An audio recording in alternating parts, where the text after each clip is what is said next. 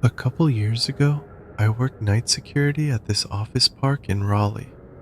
Big glass buildings, empty after 5, just me patrolling in a golf cart, checking doors and cameras from the guard shack. Quiet gig, paid decent, let me study for my real estate license between rounds. Nights were cool then, crickets chirping, distant highway hum. One shift, early autumn, wind picking up leaves across the lots.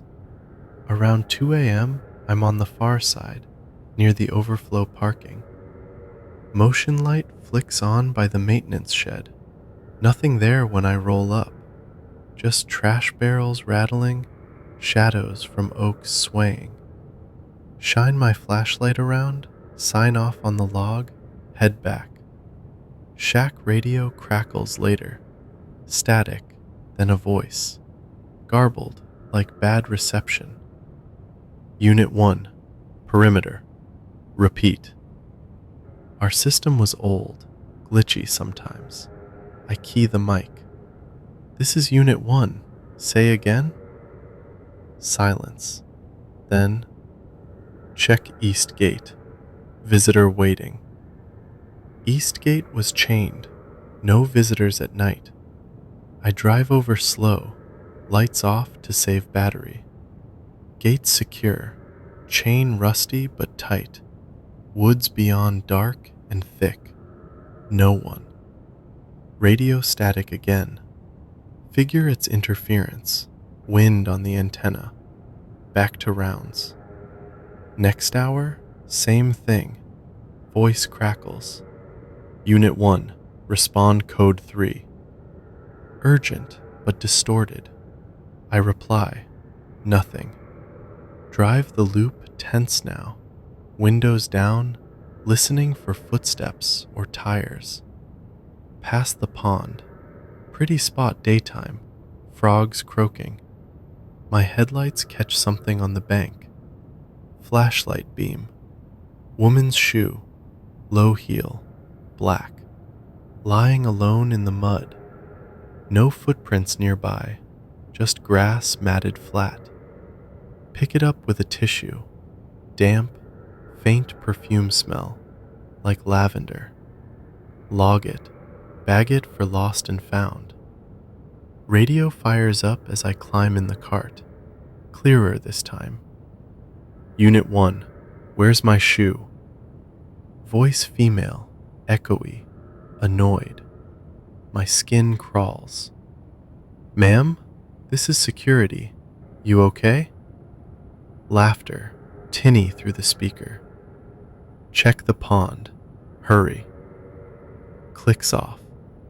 Heart pounding quiet, I creep back. Beam the water. Ripples from wind, nothing else. No car in the lots, no gates breached on camera review. Call it in to dispatch next morning.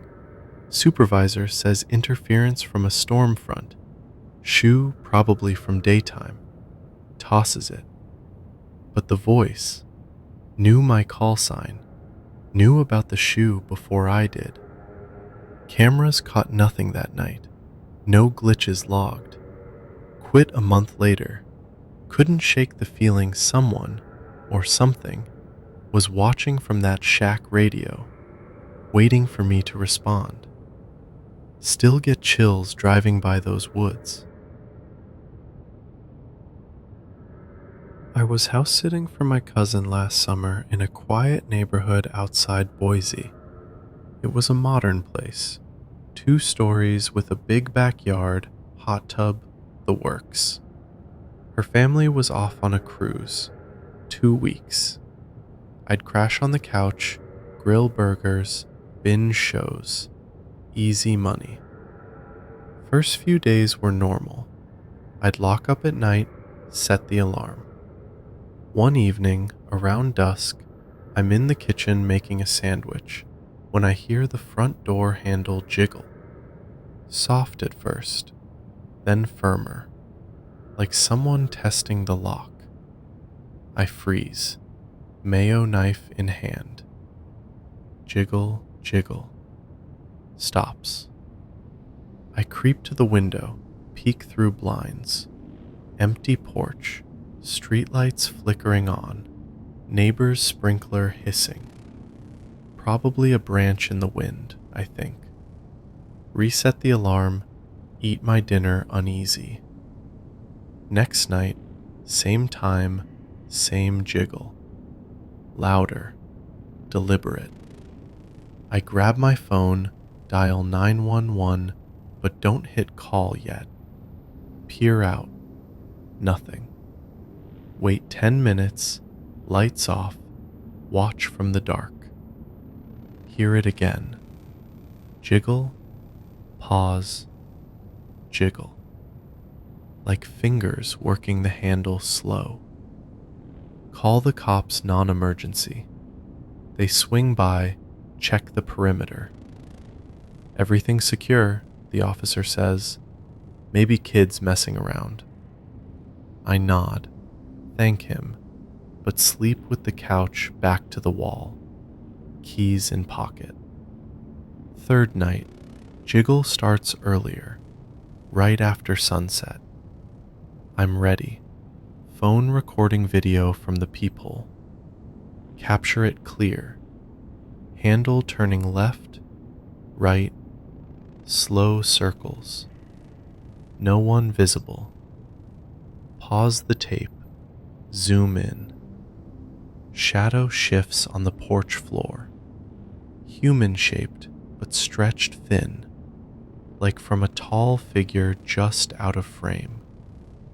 Show it to my cousin via text. She freaks, calls the neighbor. He says he's seen someone lurking at night. Tall guy in dark clothes, but never close enough to confront. Suggests a Ring camera. Install one next day. That night, jiggle happens on cue. Check the app. Empty porch. Rewind the footage. At exactly the jiggle moments, the camera feed glitches black for 3 seconds. No figure, no shadow. Just void.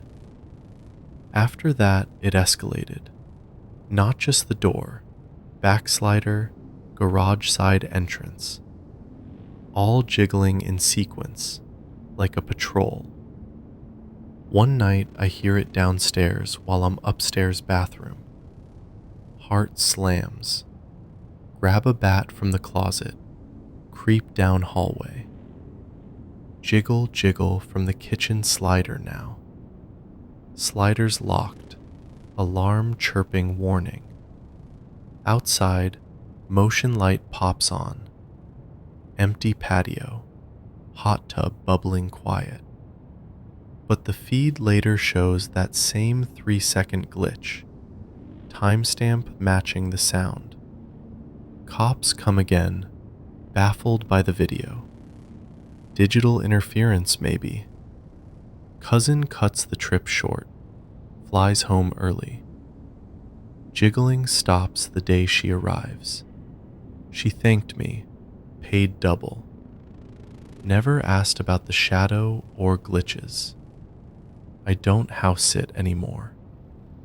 Sometimes I wonder if that tall figure's still out there, testing handles on quiet streets, waiting for the right empty house, or if it found one.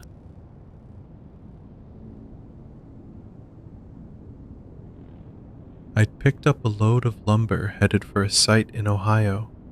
Standard run.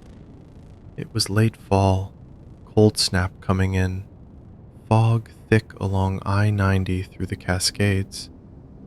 My rig was this old Peterbilt. Cab smelled like diesel and fast food wrappers, CB crackling with trucker chatter now and then. I'd stop at the usual spots, diners with greasy eggs, truck stops with showers that barely ran hot. One night, somewhere east of Missoula, I pull into this rest area off the highway. It's after midnight. Place is quiet except for idling semis and the hum of sodium lights. Park way in the back, away from the buildings. Kill the engine. Crawl into the sleeper berth with my thermos of coffee and a dog-eared paperback. Rain starts tapping the roof, lulling me to sleep. Wake up a couple hours later to gravel crunching outside. Not unusual, people milling around, but then voices, low and murmuring, right by my door. Two guys sounded like, talking about routes or weather. One laughs, rough, like they've been smoking. I sit up, quiet, listen. Yeah, he's in there. Saw the curtain twitch. My neck hairs stand. Curtain? I'd pulled it tight. Maybe paranoia from the road. They shuffle off, voices fading toward the bathrooms. I wait, engine off to save fuel, cab dark. Eventually drift back off. Next stop is a fuel depot near Billings, dawn breaking gray. As I'm pumping gas, glance in the side mirror. There's a pickup parked caddy corner. Two guys inside matching the voices. Same rough laugh carries over the pumps. One gets out, stretches, eyes my rig. Ball cap, heavy coat, boots caked in mud. He nods at me casual. Long night? Yeah, I say, keeping it short. You guys heading east too? He grins, teeth yellow. Nah, just poking around. Nice truck. What's your route? I mutter something vague, finish fueling quick. They don't follow when I pull out, but that grin sticks with me. Highway's empty-ish, just us and the fog rolling in thicker. CB's dead silent, no chatter, no weather updates. Afternoon, I need a break. Pull into another rest area, this one smaller, wooded on one side. Trees dripping, mist hanging low. Park, step out for air, stretch my legs on the path to the vending machines. Hear it then, gravel crunching again. Same pickup easing in, slow behind my rig. They park close, too close, blocking my view in the mirror. Confusion first. Coincidence? Lots of trucks on this stretch. I grab a soda, head back. The passenger's out, leaning on my bumper, fiddling with something.